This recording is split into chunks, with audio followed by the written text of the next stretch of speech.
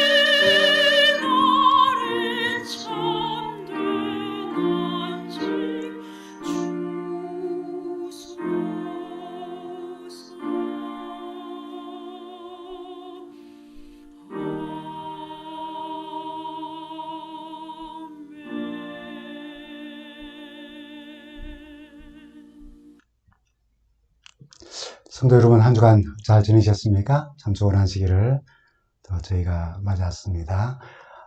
오늘 우리가 함께 좀 나눌 말씀은 북한 동포를 위해 기도하기를 약속합니다 라고 하는 그런 제목으로 우리가 잘 아는 출애굽기 32장, 다니엘서 9장의 말씀을 묵상하며 그런 제목으로 말씀을 좀 나누려 합니다.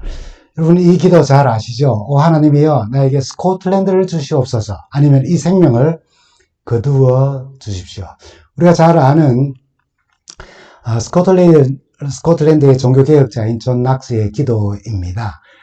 존 낙스가 스코틀랜드에서 태어날 때에는 오랫동안 교회는 로마 교회의 지배를 받고 있었습니다. 성직자들과 교회의 주교, 또 수도 원장, 수사들은 성경에 대해 아주 무지해 있었고, 오히려 성경에 바탕을 둔 설교는 완전히 사라지고, 그리고 교황에게 복종하는 것이 구원이며 또 미사에 참석해야 또 용서를 받는다는 그런 식으로 배우고 또 가르쳤습니다. 16세기 초쯤에 스코틀랜드에 이제 루터 이전의 개혁자들, 위클리프나 후스의 개혁 사상이 이제 들어오기 시작했습니다. 윌리엄 틴델의 성경이 이제 번역되어서 그 지역으로 이제 유포되기 시작하자 개혁자들에 대한 이제 박해가 시작되었죠. 로마 교회의 영향 아래에 있었기 때문에 스코틀랜드 의회에서는 성경 읽기를 금지할 뿐 아니라 또 윌리엄 틴데일의 번역한 성경을, 신약 성경을 금서로 지정을 하였습니다. 낙스의 개혁은 성경을 가르치는 교회, 그리고 성경이 가르치는 교회를 만드는 것이었고, 하나님의 말씀이 다스리는 나라로 만드는 것이었습니다. 낙스는 포로로 잡혔지만은 영국 국왕인 에드워드 6세에 의해 도움에서 풀려나고 노예선에서부터 그는 풀려날 수 있었습니다. 그래서 전국을 돌며 교황의 추악한 삶을 폭로하고 가톨릭 교회와 교리의 또 교회법을 아주 비판하기 시작했습니다. 그러나 에드워드 6세가 사망하고 가톨릭 교회의 추종자인 메리 1세가 1553년에 왕위에 오르자 개신교에 대한 박해가 더욱더 심하고 더 대대적으로 일어나기 시작했습니다. 수많은 개신교 지도자들이 얼마나 많은 죽음을 당하고 천형을 당하였는지 메리 1세에 대하여서 이야기하기를, 별명을 붙이기를 피의 메리, 블라디 메리라고 그렇게 불려지기도 했었죠. 이때 몇몇 친구들이 스위스 제네바에 가 있는 이제 낙스를 찾아와서 위기에 빠진 스코틀랜드의 계획을 위하여서 헌신하고 일을 해달라고 그렇게 부탁을 합니다. 그때 존 낙스가 아주 간절한 심정으로 기도한 것이 바로 이 기도입니다. 하나님이여, 나에게 스코틀랜드를 주십시오. 아니면 이 생명을 거두어 주십시오라고요. 여러분, 이 기도는 위기에 빠진 한 민족을 구원하기 위해 자기 목숨을 건 그런 기도였습니다. 고향인 스코틀랜드로 돌아온 낙스는 메리 여왕을 찾아가서 또 로마 교회가 가지고 있는 교리와 간섭에서 벗어나야 하며 그들을 온갖 영적인 간음으로 인해 완전히 더럽혀져 있다고 서슴없이 그렇게 주장을 했습니다. 회중들에게는 로마 교회와 로마 교황 제도를 적그리스도라고 그렇게 비판하며 말씀을 전하였죠. 낙스의 설교는 청중을 사로잡았습니다. 청중들은 성경적인 개혁 운동이 무엇인지를 깨닫게 되었고요. 복음을 위해 목숨을 바칠 그런 일꾼들이 생겨나기 시작하면서 1560년 8월 스코틀랜드 종교개혁과 함께 대각성 운동과 영적 부흥이 일어나게 된 것입니다. 그는 위대한 신학자이지만 또한 동시에 위대한 기도의 사람이었습니다. 메리 여왕조차도 그의 기도를 두려워하면서 이렇게 말했다고 전해오지 않습니까? 백만군사보다 존 낙스의 기도가 더 무섭다. 존 낙스가 여왕을 두려워하지 않고 맞섰고 마침내는 스코틀랜드에서 종교개혁을 완수할 수 있었던 힘은 바로 기도였습니다. 오 하나님이여 나에게 스코틀랜드를 주십시오. 그렇지 않으면 이 생명을 거두어 주십시오. 그의 목숨을 건 기도는 민족을 구원하는 능력의 기도가 되었습니다. 낙스의 이 민족을 위한 기도는 어디에서 모티브를 얻었을까요? 물론 성경입니다.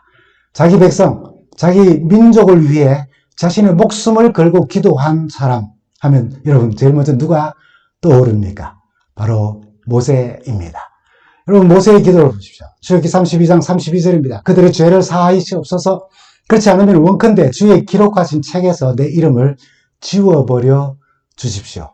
모세가 이렇게 기도했습니다. 모세의 삶에 대하여서 성경은 민수기 33장 11절에 이렇게 기록합니다. 사람이 그 친구와 이야기함 같이 여호와께서는 모세와 대면하여 말씀하시며, 여호와 하나님이 모세와 대면하여 이야기하였다는 것은 무슨 의미일까요? 그가 기도의 사람이었다는 뜻 아닙니까? 비록 실수하기도 하였습니다. 잘못도 했어요. 그런 매 순간 하나님과 대화하며 하나님의 뜻을 구한 사람이라는 말입니다. 출애굽기 32장에 보면은 모세가 시킴을 받기 위하여 호렙산에 올랐고 산 아래 백성들은 아마 대중적 인기를 얻은 아론이 백성들의 요구를 듣고 금송아지를 만들었습니다. 아론은 그 금송아지가 그들 애굽 땅에서 인도하여낸 신이라고 말하고 그 금송아지 우상을 경배하기 위하여 5절에 백성들을 향해서 이렇게 선포를 합니다. 아론이 보고 그 앞에 단을 쌓고 이에 공포하여 가로되 내일은 여호와의 절일이라고요. 여호와께 대한 경배와 우상 숭배의 죄송합니다. 송아지 우상 숭배에 대한 경배를 교묘하게 조화시키려는 그런 모습을 봅니다. 그래서 이어지는 6절을 보면은 그 이튿날에 그들이 일찍이 일어나 번제를 드리며 화목제를 드리고 앉아서 먹고 마시며 일어나서 뛰놀더라 그랬습니다. 먹고 마시며 뛰놀더라는 이 모습은 음주가무이지 않습니까? 이런 방식의 예배를 그들이 어디에서 배운 것일까요? 430년 애굽 생활을 하면서 거기서 보고 배운 것 아니겠습니까? 그들을 인도하신 하나님께서 이 패역한 백성들을 보시고 진노하셔서 10절을 보면은 내가 그들을 진멸하겠다고 그렇게 말씀하십니다. 근데 모세는 하나님께서 이스라엘 백성을 진멸하시는 안 되는 이유를 상당히 논리적 근거를 가지고 두 가지를 이야기합니다. 첫째는 12절에 있는 말씀으로 그의 논리를 펴나갑니다. 어찌하여 이집트 사람들이 그들의 하나님, 그들의 주가 자기 백성에게 재앙을 내리기 위하여서 우리 애굽 땅에서부터 그들을 불러내어서 이끌어내더니 산에서 죽게 하고 땅 위에서 완전히 없애버렸다라고 말하게 하실 거냐고. 하나님께 그렇게 말해요. 그리고 두 번째는 13절이 나옵니다. 아브라함과 이삭과 이스라엘을 기억하소서. 야곱입니다. 주께서 주를 가리켜 그들에게 맹세하여 이르시기를 내가 너희 자손을 하늘의 별처럼 많게 하고 나의 허락한 이 온 땅을 너희의 자손에게 주어 영원한 기업이 되게 하리라 하라고요. 모세는 하나님의 진노하심을 거두어 달라고 요청하면서 당시 애굽 사람들이 이스라엘을 구원하시는 하나님이 광야로 인도하더니 산에서 그들을 죽였다라고 하는 참 이상한 하나님이다라고 하는 그런 오해를 받지 않아야 하지 않겠습니까, 하나님? 그리고 옛 선조들에게 하신 약속, 그는 하나님의 이름으로 하신 약속이니 그것은 꼭 기억하시고 지켜주셔야 되지 않겠습니까? 라고 하는 그런 주장을 하는 것입니다. 하나님께서 상당히 당황하셨으리라고 생각이 됩니다. 그리고는 이렇게 구합니다. 출애굽기 32장 32절 말씀입니다. 그러나 이제 주님께서 그들의 죄를 용서하여 주십시오. 그렇게 하지 않으시려면 주님께서 기록하신 책에서 저의 이름을 지워 주십시오라고요. 정말 패역한 백성들이지만 자기 민족을 위해 자신의 생명, 영원한 삶도 포기하겠다는 간절한 심령의 기도를 드린 것입니다. 백성들의 죄를 자신이 지은 것처럼 자복하고 또 회개하며 자기 백성, 자기 민족을 위해 기도한 사람 또 누가 떠오릅니까? 바로 다니엘입니다. 그의 기도는 다니엘서 9장에 잘 기록되어져 있는데 그의 자기 민족을 위한 간절한 기도의 배경을 다니엘서 9장 2절은 이렇게 기록을 합니다. 나 다니엘이 책을 통해 여호와께서 주신 말씀으로 선지자 예레미야에게 알려주신 그 연수를 깨달았나니, 그가 책을 통해 깨달았던 것은 바로 예레미야 선지자에게 알려주신 그 예언의 말씀과 그것을 기록한 책입니다. 곧 예루살렘이 황폐함이 70년 만에 그치리라 하신 것이라 하고요. 이스라엘의 회복의 시간이 아주 가까이 이르렀다는 것을 알게 되었어요. 그래서 간절히 기도하는데 이 사실을 깨달은 것은 그냥 계시를 통해서 깨닫지 않았다는 것입니다. 연구하였어요. 그가 여전히 노년에 약 85세라고 우리가 보죠. 이 노년에 그렇게 총리의 직분을 감당하면서 굉장히 바쁜 일정이었지만은, 그리고 노년이었지만은 하나님의 말씀을 연구하고 드디어 하나님의 약속의 때가 가까웠다는 것을 알았어요. 그래서 잘 계산해 보니까 이제 3년만 있으면 BC 605년에 포로가 되었고 다리오 원년에 그가 이 사실을 깨달았으니 BC 538년이기 때문에 67년이 지났습니다. 3년만 지나면 하나님의 약속이 이루어지는데 백성들은 전혀 그 사실을 알지도 못하고 깨닫지도 못하고 있는 것입니다.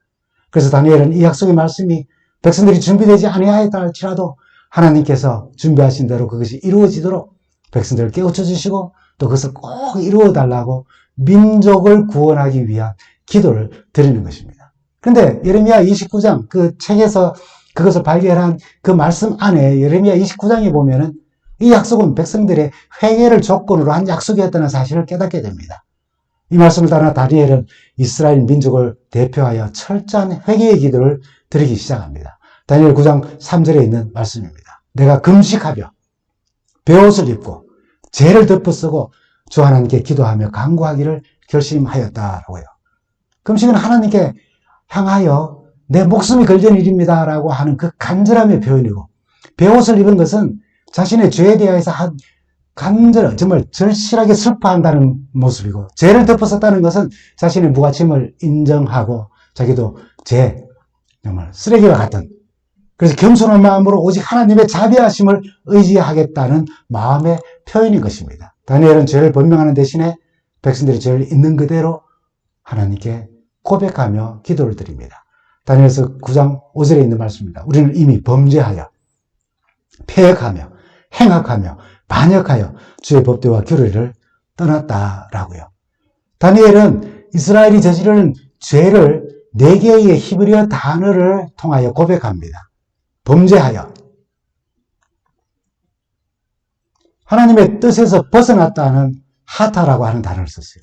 둘째는 패역하여, 아와라고 했는데 하나님의 율법을 어긴 죄를 표현할 때 자주 쓰는 말입니다. 행악하여, 이 라사라고 하는 말, 라시아라고 하는 말은 율법에 반하여 악하게 행동한 것을 표현하는 말입니다. 그 다음에 반역하여, 이 마라드라고 하는 하나님의 뜻에 대하여 공공연히 대적하는 것을 말하는 것입니다. 이 네 단어들이 쓰인 성경적 용례를 보면 대부분이 이런 범죄하고 패역하고 행악하고 반역한 것은 하나님의 말씀 율법에 대하여서 그런 마음과 그런 정신을 가지고 배도하였다는 것을 나타냅니다. 그래서 이 말씀의 마지막에는 우리가 주의 법도와 규례를 어겼다고 했고, 10절에는 보면은 우리 앞에 세우신 율법을 우리가 행하지 아니하였다라고 이야기하며 그 죄를 고백하는 것입니다. 그리고 다니엘이 드린 연결된 기도를 보면은 예루살렘의 회복을 위한 기도였다는 사실을 우리는 알게 됩니다. 다니엘서 9장 16절에서 17절을 보면은 주님 지난날에 우리를 구원하여 주셨으니 이제 주님의 성 예루살렘 곧 주님의 거룩한 산으로부터 주님의 분노를 떠나게 해 주십시오라고요. 우리의 죄와 우리의 조상의 죄악 때문에 예루살렘과 주님의 백성이 우리 주위에 있는 민족들에게 멸시를 받고 있다고요. 우리 조상의 죄 때문에 예루살렘이 멸시를 받고 우리 백성들이 멸시를 받고 있다고요. 우리 하나님이 이제 주의 종의 기도와 간구를 들어주십시오. 무너진 주님의 성전을 복구해 주시고, 예루살렘이라고 하는 말을 이제 더 집약적으로 이야기합니다. 성전을 복구해 주십시오. 성전을 복구해 주셔서 주님만이 하나님이시라는 것을 모두가 알게 해 주십시오라고요. 이 기도를 드리기 전부터 다니엘의 기도 생활에 대하여서 우리는 다니엘 6장 10절에 보면은 그의 포로되어져 있는 상황 속에서도 그의 기도 습관을 우리는 다시 한번 잘 살펴볼 수 있습니다. 다니엘 6장 10절에 있는 말씀입니다. 다니엘이 이 조서에 의인이 찍힌 것을 알고도 자기 집에 들어가서는 그 방에 예루살렘으로 향하여 열린 창에서 전에 행하던 대로 하루 3번씩 무릎을 꿇고 기도하며 그 하나님께 감사하였다라고요. 그 예루살렘을 향해 기도하였다는 것, 예루살렘의 회복을 위해 기도하였다는 말의 의미가 무엇일까요? 조금 전에 기도에서도 나온 것처럼 잘 아시듯이 여러분, 예루살렘은 하나님의 성소가 있었습니다. 이스라엘 백성들은 적어도 1년에 3번 6월절과 7절과 초막절에 하나님께 예배하기 위하여 예루살렘에 모였습니다. 이처럼 예루살렘은 그들의 삶과 또 신앙의 구심점 역할을 하는 곳이었어요. 예루살렘이 무너진다는 것은 그들의 신앙이 무너지는 것과 같았어요. 나라가 쓰러져 간다는 것과 같은 말이었습니다. 그러므로 다니엘에게 있어서 예루살렘의 회복은 곧 이스라엘 전체의 완전한 회복을 의미하였습니다. 참고로 여러분, 신약 성경에서는 민족을 위한 목숨 건 기도 사람 누가 기억납니까? 사도 바울입니다. 그는 로마서 9장 3절에 나의 형제 곧 골육의 친척을 위하여 내 자신이 저주를 받아 그리스도에게서부터 끊어질지라도 내가 원하는 바라 그랬어요. 민족이 구원된다면 내 목숨 하나 잃어도 괜찮다고, 내가 생명책에 내 이름이 지어져도 괜찮다고 하는 그런 심정으로 기도를 하는 것입니다. 우리가 바울을 이방인을 위한 복음 전도자로 알고 있지만은, 또 그렇게 활동을 했지만은, 그의 가슴에는 그의 형제 골육의 친척 곧 이스라엘 백성들의 구원을 위한 애절한 심정을 가지고 있었고, 모세와 다니엘과 같은 기도를 드리며 이방 선교를 한 사실을 우리가 알게 되는 것입니다. 여러분, 우리 재림교인들의 기도 생활에 공통점이 있습니다.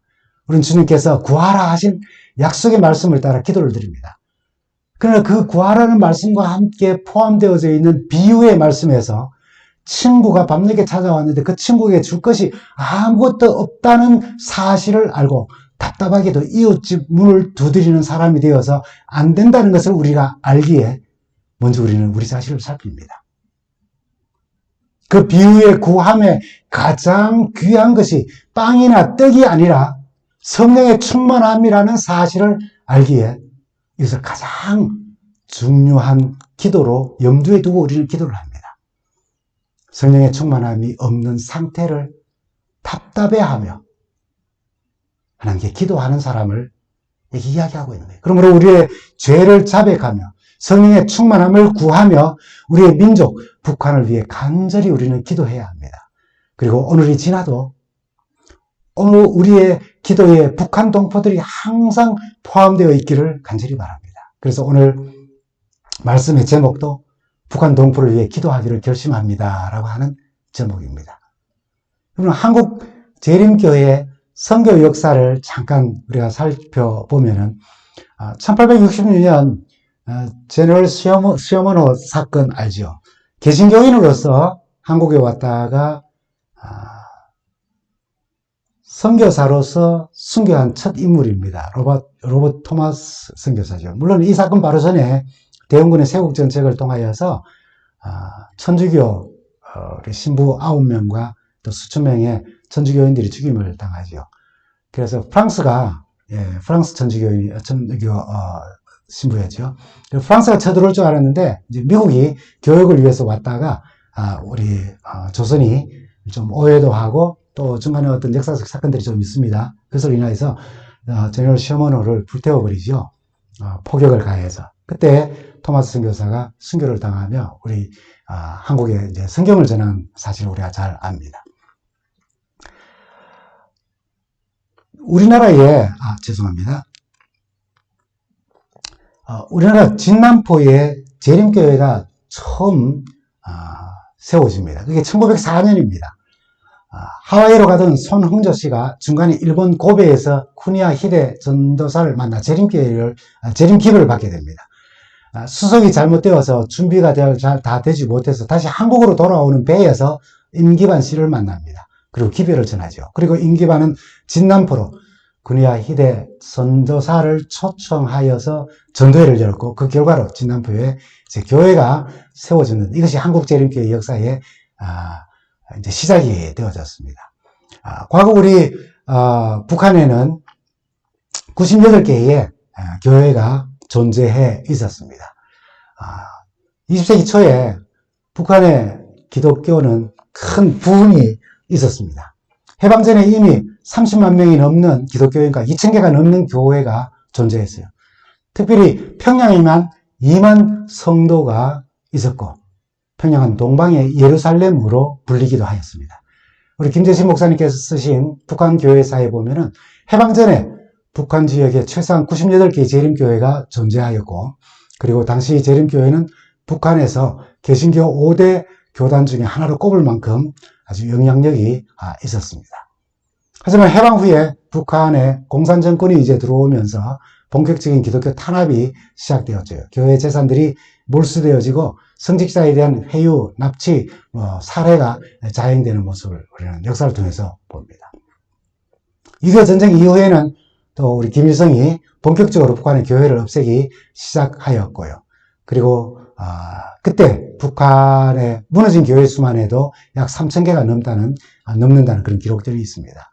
다니엘이 예루살렘의 회복을 위하여 기도하였던 것처럼 한때 동방의 예루살렘이라 불리던 북한 교회의 회복을 위해 이제는 우리가 기도할 때인 것입니다. 이스라엘이 죄를 자신의 죄와 동일시하며 드린 다니엘의 기도, 이스라엘 백성의 죄를 위하여 자신의 생명을 놓고 기도했던 모세의 기도, 이방인을 위해 복음을 전하면서도 신중에는 자기 동포를 기억하며 기도했던 바울의 기도, 스코틀랜드 교회를 성경을 가르치고 성경이 가르치는 교회로 스코틀랜드를 하나님의 말씀이 다스리는 나라로 만들기 위해 기도했던 존 낙스의 기도. 이들의 기도는 분명히 우리의 죄를 짊어지고 우리 대신 죄의 저주를 받으시고 십자가에서 우리를 위해 죽으신 우리의 중보자이신 예수님의 모습을 우리에게 보여주는 것입니다. 여러분 로마서 8장 34절 말씀 너무나 잘 아시죠? 그리스도 예수는 죽으셨지만 오히려 살아나셔서 하나님의 오른쪽에 계시며 우리를 위하여 대신 간구, 중보 기도하여 주십니다. 라고요. 우리를 위해 중보하시지만 사실은 마치 잃은 양 한 마리를 찾기 위하여 들판과 계곡을 헤매면서 그를 찾아오는 목자의 비유처럼 우리 한 사람 한 사람을 위해 주님은 중보하고 계셔요. 그 사실 우리는 베드로를 통해서 잘 알고 있습니다. 누가복음 22장 31절에서 33절입니다. 시몬아 시몬아 보아라. 사단이 밀처럼 너희를 체질하려고 너희를 소나기에 넣기를 요구하였다. 그러나 나는 내 믿음이 꺾이지 않도록 너를 위하여 기도하였다고요. 우리를 위하여 중보하시는 우리 주님은 한 사람 우리를 위해 우리의 이름을 부르시며 우리의 믿음이 꺾이지 않도록 중보기도 하시는 주님이십니다. 그 주님을 우리는 기억해야 합니다. 우리가 수많은 기도의 모범들을 보지만은 모세, 다니엘, 존 낙스, 바울 그러나 우리는 예수님을 모범 삼아 우리를 위해 중보하신 기도자 예수 그리스도 그분의 모범을 따라서 북한을 위해서 우리는 또 기도해야 하는 것입니다. 여러분 오늘 우리에게도 이러한 예수님의 기도의 정신이 정말 필요한 것입니다. 그래서 민족의 죄를 나의 죄를 여기고 기도한 다니엘처럼 모세처럼 바울처럼 존 낙스처럼 무엇보다 인류의 죄를 짊어지고 들이신 예수님의 기도처럼 오늘날 우리가 그러한 정신으로 북한을 위해 기도를 드린다면 그 기도는 북한 민족을 구원하는 기도가 될 것입니다. 오늘 우리도 민족을 품고 민족의 죄를 나의 죄로 여기고 철저한 회개의 기도를 드림으로 우리의 민족 북한 동포를 구원하는 그런 기도의 사람들이 되기를 간절히 바랍니다. 여기 제가 카톡방에 기도 제목들을 미리 보내드렸습니다. 지난주 초에요. 우리 2600만 북한 동포의 구원을 위해 한국과 북미주의 교회들이 북한 선교를 위해 준비가 되도록 북한에 있는 98개의 재림교회들이 재건되도록 재림교회가 3만 4천여 북한 이탈 주민들을 돕고 잘 전도할 수 있도록 옆에 보이는 시계는 지금 북아태 지혜와 또 한국연합회가 11시 45분에부터 이제 북한을 위한 기도를 하여서 12시에 분침과 시침이 함께 모여지는 것처럼 우리가 연합한 마음과 그리고 북한이 또 개방되어지는 그런 마음을 담아서 12시가 오기까지 그렇게 함께 기도하기를 소망하며 이렇게 우리에게 기도를 요청하였습니다. 우리가 예수님의 중보기도자 예수 그리스도를 통하여서 지금도 나를 위해서 중보하고 계시는 우리 주님을 기억합니다. 그 기억과 함께 우리 모두 북한 동포를 위하여서 그들에게 복음이 전해지고 북한의 나라가 복음을 향한 문이 열리고 위정자들이 모두 복음을 향하여서 굴복할 수 있는 그런 날이 오기까지 여러분 결심해 주시기 바랍니다.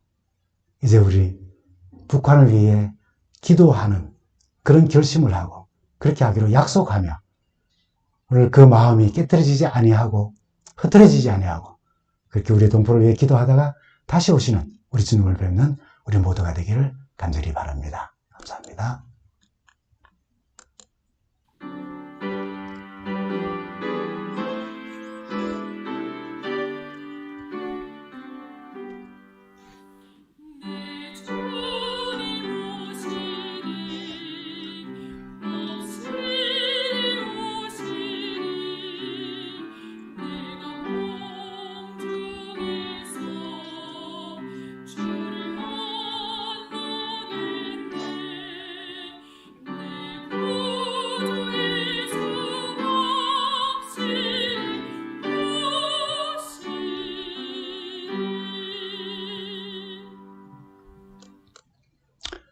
주님과 동행하며 행복하고 즐거운 한 주간 되시기 바랍니다. 감사합니다.